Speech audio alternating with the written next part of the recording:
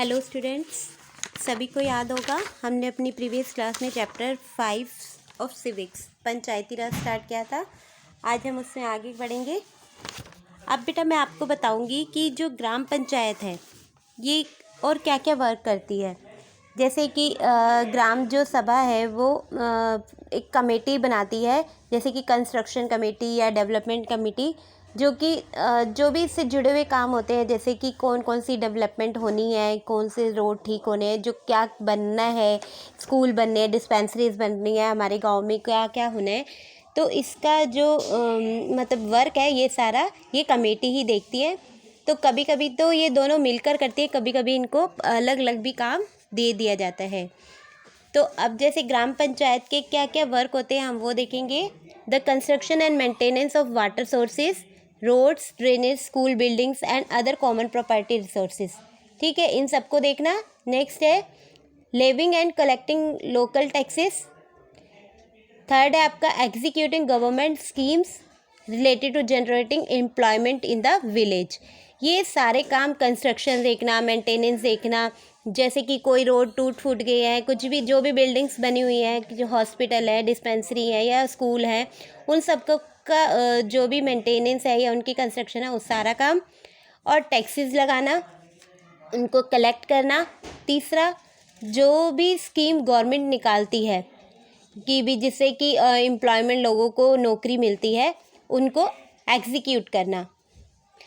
ठीक है, अब जब ये सारा काम वो करते हैं तो इन सब कामों के लिए उन्हें पैसा भी चाहिए, तो वो पैसा कहाँ से आता है अब हम वो देखेंगे। Sources of fund, collection of taxes on houses, market places etcetera, कि जो भी वो टैक्स हाउसेज पर लगाते हैं या मार्केट प्लेस पे लगाते हैं, वो सारे टैक्सेस से वो इनके पास फंड इकट्ठा होता है। Government scheme fund receive through various department of government through the जनपद एंड जिला पंचायत, इनसे जो उनको फंड मिलता है। तीसरा, डोनेशन फॉर कम्युनिटी वर्क्स, और कुछ जो डोनेशन मिलती है इस कम्युनिटी वर्क के लिए, इसके ये सब मिलकर इन सब को मिलाकर जो पैसा आता है, इन सब तरह से, इन सब तरीक़ों से, उनसे जो है ग्राम पंचायत जो है अपना जो ये सारे काम होते हैं वो करती है।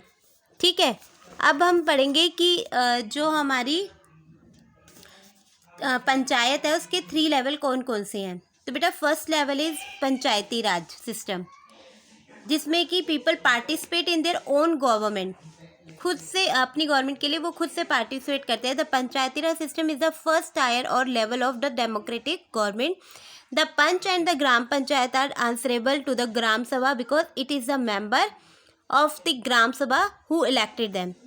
जैसे कि हम अपने जो भी सरकार चुनते हैं, ठीक है, तो वो हम उनसे कुछ भी, अगर वो हमारी जो सरकार है अगर ठीक से हम काम नहीं करती तो हम उसे क्वेश्चन पुट आउट कर सकते हैं, हम उसको दोबारा से चुनाव करवा सकते हैं। इसी तरह जो यहाँ पर चुने जाते हैं पंचायती राज सिस्टम में, वो भी जो पर्सन होते हैं वो उनको उत्तरदायी होते हैं वो अपने किए हुए कार्यों के लिए। ठीक है, इसी तरह सेकेंड एज आती है ब्लॉक लेवल, जिसे कि हम जनपद पंचायत या फिर पंचायत समिति भी कहते हैं। ये सब शब्द आपको याद रखना है बाबू कि इनके अलग अलग नाम क्या है। और थर्ड आते हैं आपके डिस्ट्रिक्ट पंचायत, जिसे कि जिला परिषद भी कहते हैं। ठीक है, जिला परिषद actually make development plans and at the district level, जो डिस्ट्रिक्ट लेवल पे जो काम होते हैं उनको देखती है ये। With the help of Panchayat Samiti, it's also regulate the money distribution among all the Gram Panchayat. Within the guidelines given in the Constitution, each state in the country has its own law with regard to Panchayat. The idea is to provide more and more space for people to participate and raise their voice.